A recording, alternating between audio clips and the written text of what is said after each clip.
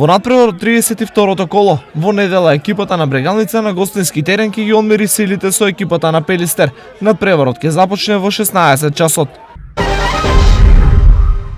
Боксерите Бобан Коцев во категорија до 81 кг и Мухамед Кадриев во категорија до 69 кг, кои се членови на боксерскиот клуб Пинк Пантер, ќе бидат единствените представници од Македонија на меѓународниот турнир во Косово. Двајцата боксери ќе бидат предводени од тренерот Тони Тричковски. На турнирот во Косово ќе учествуваат земјите од Балканот. Викендов во салата на средното училиште Колен Ехтени ќе се одржи вториот поред меѓународен меморијален турнир Борче Кикиритков во пинг-понг во организација на пинг-понгарскиот клуб Шампион Фаот Штип.